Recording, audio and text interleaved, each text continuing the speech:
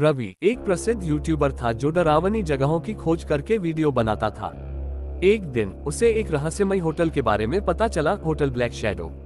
ये होटल पिछले कई सालों से वीरान पड़ा था, लेकिन कहा जाता था कि वहां जाने वाले लोग वापस नहीं आते। होटल एक सुनसान पहाड़ी इलाके में स्थित था और वहां जाने से लोग डरते थे।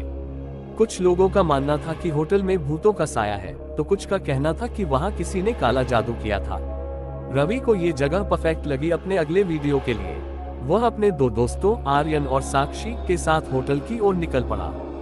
जैसे ही वे होटल पहुंचे, अजीब सी ठंडक महसूस होने लगी। होटल का दरवाजा टूटा हुआ था और अंदर घुप अंधेरा था। दीवारों पर अजीब निशान थे, जैसे किसी ने खून से कुछ लिखा हो। रात होते ही अजीब घटनाएं होने लगी। दरवाजे खुद ब खुद खुलने और बंद होने लगे और किसी के फुसफुसाने की आवाजें आने लगी। साक्षी को ऐसा लगा जैसे कोई उसे देख रहा हो। रात के करीब 2 बजे आर्यन की चीख सुनकर रवि और साक्षी उसके कमरे में दौड़े। आर्यन बिस्तर पर बेहोश पड़ा था और उसके हाथों पर गहरे नाखूनों के निशान थे। अचानक कमरे का बल्ब तेजी से झपकने लगा और दीवारों पर काले धब्बे उभरने लगे। रवि को अब इस होटल के पीछे की सच्चाई जाननी थी। उसने होटल की पुरानी फाइलें ढूंढी और पाया कि 50 साल पहले यहाँ एक अमीर जमींदार राजेश्वर सिंह ठहरने आया था। लेकिन अगली सुबह उसका शव होटल के कमरा नंबर 306 में मिला। उसके शरीर पर वही नाखूनों के गहरे निशान थे जो आर्यन के हाथ पर थे। लोगों का मानना था कि होटल में किसी बुरी आत्मा का साया था। उसके बाद यहाँ आने वाले हर व्यक्ति के साथ अजीब घटनाएं हुई और धीरे धीरे होटल वीरान हो गया।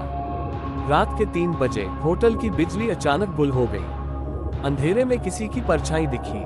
साक्षी ने टॉर्च ऑन की, लेकिन रोशनी के बावजूद परछाई हिल नहीं रही थी। अचानक परछाई ने एक भयानक शक्ल ले ली, लाल आंखें, लंबी नुकीली उंगलियां और डरावना चेहरा। रवि, आर्यन और साक्षी भागने लगे, लेकिन होटल के दरवाजे खुद ब खुद बंद हो गए। अब वे होटल के फंस चुके थे।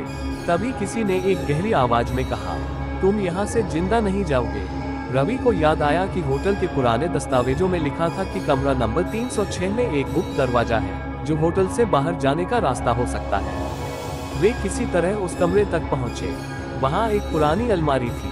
जैसे ही उन्होंने उसे खोला, अंदर एक सीढ़ी दिखी जो तहखाने की ओर जा रही थी। वे नीचे उतरे तो देखा कि वहां काले जादू से जुड़ी कई चीजें रखी थी। तभी एक महिला की आत्मा वहां प्रकट हुई। वह रोते हुए बोली, मुझे इन तांत्रिकों ने यहाँ कैद कर दिया था।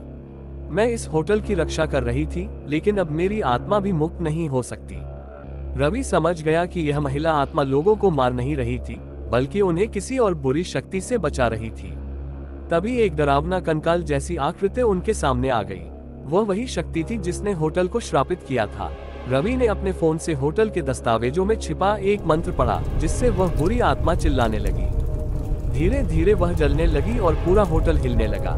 रवि, आर्यन और साक्षी किसी तरह तहखाने से बाहर निकले। उनके निकलते ही होटल ढह गया। जब वे मुड़कर देखने लगे तो वहां सिर्फ खंडहर बचा था। इसके बाद वे तीनों कभी किसी हॉरर जगह पर वीडियो बनाने नहीं गए। होटल ब्लैक शैडो का रहस्य हमेशा के लिए दफन हो गया।